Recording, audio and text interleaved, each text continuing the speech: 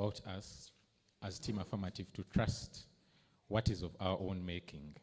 However, when you look at the topic that has been provided, as Team Affirmative, our subjective role is not to invite the public to fully trust the AI. When you look at the topic, it looks at enhancement, that is improving. You have done something. Now, I need to elevate something. That is what we are calling the public to do. And that is why, for example, in academia, yes, the AI has come.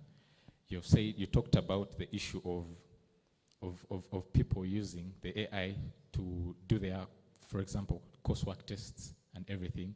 But are you still aware that it is still the same AI that has aspects on plagiarism? It can detect plagiarism. We have laws. We have tech law that is available, such as we have the Computer Misuse Act. So yes, the AI is available, but still, we cannot use it in the negative. We need to use it to enhance what we have already put in place. I have, for example, if in case I'm an engineer, I've put up a structure. What do I need? I've already done my groundwork. Now, what else do I need to elevate this structure that I have put up? That is what we are doing as Team Affirmative. Before you sit down that mic, I'm going to ask you this question, Mr. Harrison. Yes, please. Are you a Christian? I am a Christian. Well, that's good. You may take your seat. So, as a Christian, you do remember when God set Adam and Eve in the Garden of Eden, He trusted them completely, right? Well, we all know how that story ends. The reason I posed to you the question, can we trust humans not to misbehave with what we have created ourselves, is, yes, we are talking about enhancement, but that question is addressing that one person within society who synthesizes their entire creation from the word go with AI. I don't think that is enhancement. Of course, it's aiding you, but it's killing the inherent creativity God gave you. As a Christian, Mr. Harrison, would you,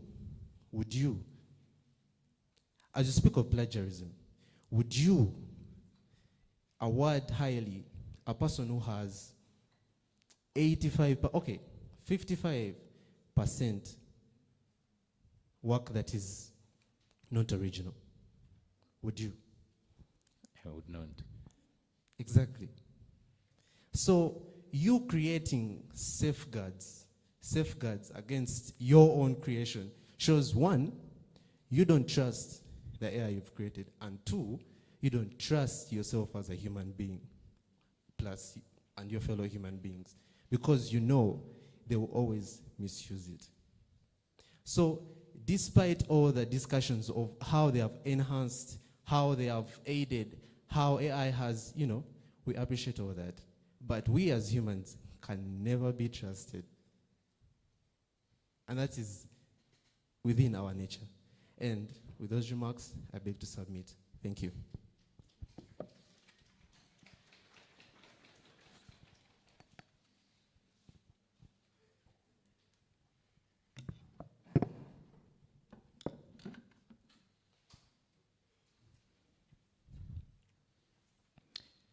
Genesis 1:28. Genesis 1:28. God blessing humanity and commanding them to be fruitful and multiply, fulfill the earth and subdue it. I am Tamale Nkoyoyo, a fourth year law student, and I am here to stand in the affirmative with a motion that indeed AI enhances creativity. And this is rooted or derived from the verse I have just read to us, that we as human beings have control over our creation.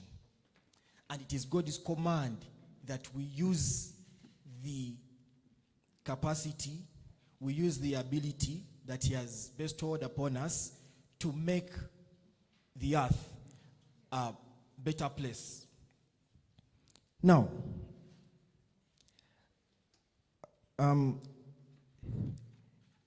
all of us gathered in this room do believe that there is a wind of technological change that we can no longer stand against.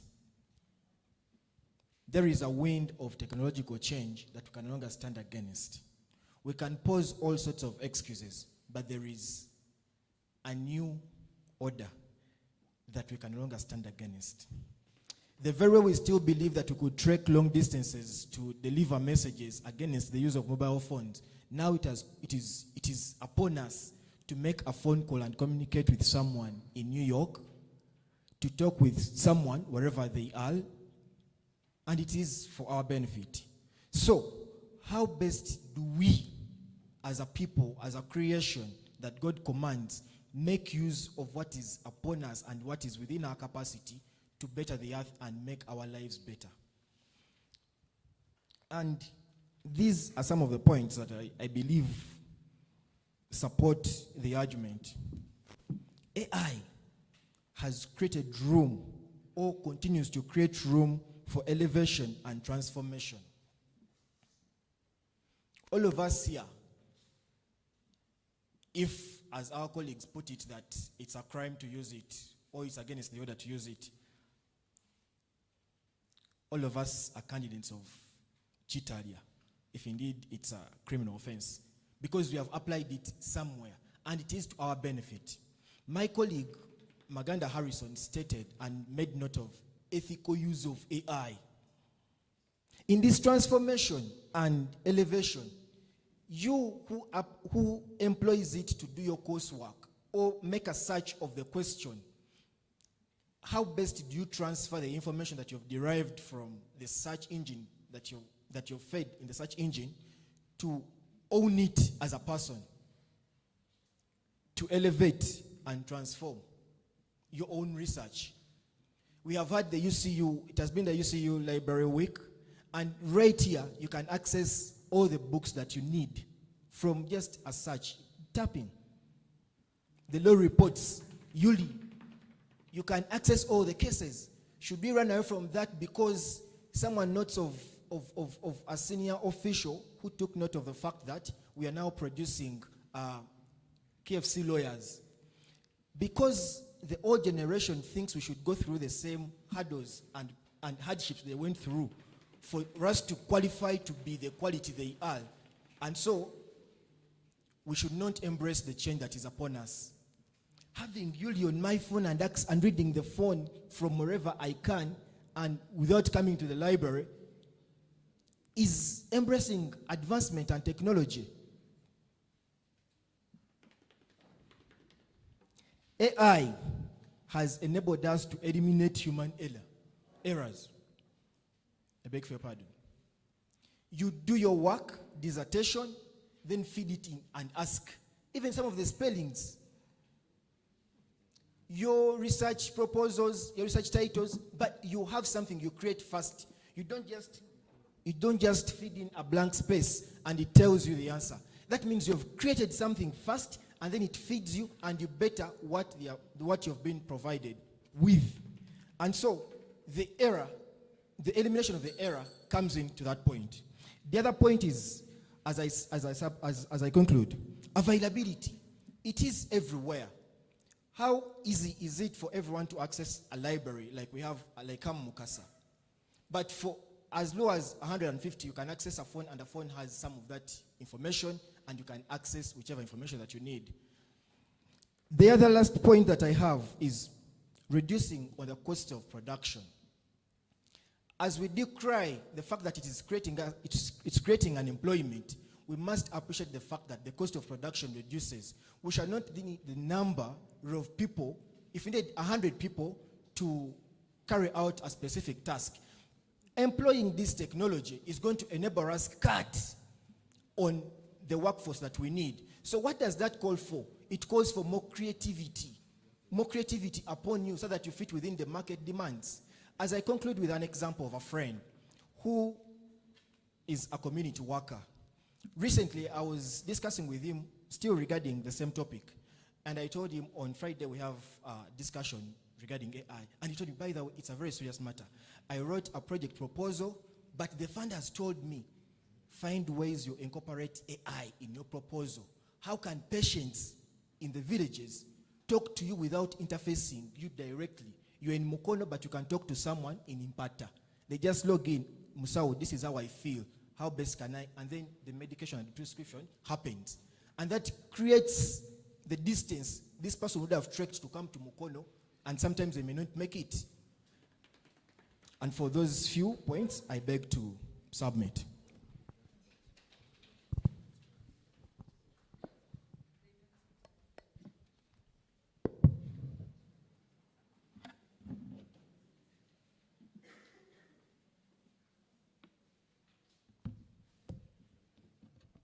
Thank you very much.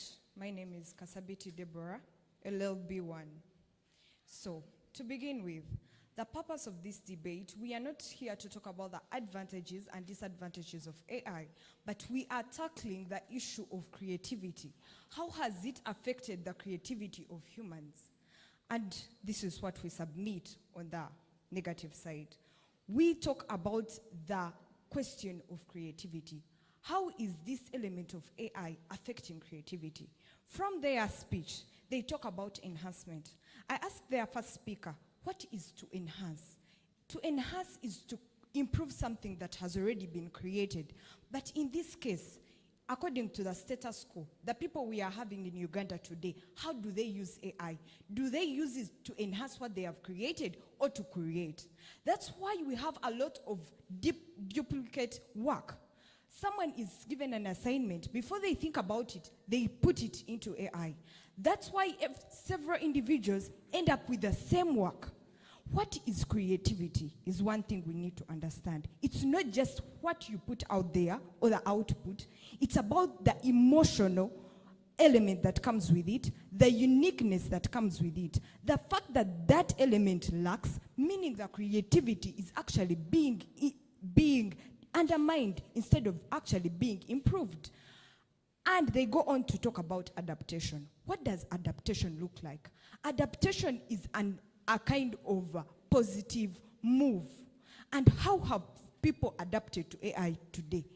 Today, people have adapted to AI in a way of it's feeding them. Just put in and get it very sharp. It's just that someone, when they are given an assignment or they are working on a report, they are sure, oh, I do not have actually down and think, because in 2 minutes I'll feed it to AI and it will give me exactly what I want, which undermines the sense of creativity, because creativity comes from the element of thinking, critical thinking, understanding the topic you have been presented or the thing you're working on and producing something that differs from another. But in a world or in a setting where your people are there and they know that there is actually an element that can give me work very speedy, and at the end of the day, AI does not change its work. If I type in what is photosynthesis, it will give me the same feedback it will give to several 20 individuals. At the end of the day, this work that we will submit, it will be the same type of work. Creativity has been squashed to zero. That's what brings us to today's debate. Going on, dependency. It has lowered the confidence of individuals, or what we call humans. People have lost self-esteem in themselves. Some in a topic, and they are not ready to sit down and like, okay, let me address my mind to this. The first thing they think about, do I have ChatGPT? Do I have Copilot? Do I have DeepSync? That's the first thing that comes to their mind. Yes, humans are the ones who have created these tools, but these tools, humans have failed to work with them. You go on to give us a verse talking about the control over creation. Yes, humans have created this AI, but they have not learned how to positively adapt to this AI, and that's why at the end of the day, it has squashed and undermined the understanding or creativity of these different human beings. There are very few people that actually first sit down, analyze issues or analyze work or whatever they want to create, and they create it and their own consult AI for an enhancement, as you talked about. So your argument of enhancement does not stand in this case because according to status quo, that's why I kept on asking your first speaker, from the word go, what is on ground? What is in status quo right now? Yes, the fantasies that we want to believe are there. The advantages that we want to think about are there. But what is actually happening on ground? How is it actually affecting the creativity of these different individuals? Just like I have told you, it has created a problem of dependency. It has lowered the self-esteem of these individuals and the confidence to actually sit down and think. It has also led to duplicate work because whatever I feed in AI, it will give me the same, and whatever you feed it, it will give you the same. And at the end of the day, we do not see the element of creativity. Enhancement has to only occur if you first sit down and actually bring these ideas on table. With that, as the negative side, we beg to submit, and indeed, we deserve a win in tonight's debate. Thank you.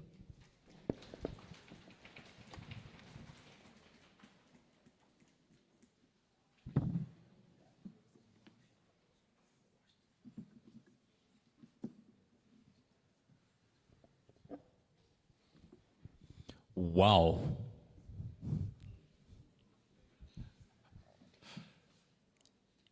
Should we bring them back to say more? You feel like you've had enough to make your judgment on who's the winner and who's not? Well, you'll have the time to determine that. But the affirmatives and the negators, great job, well done.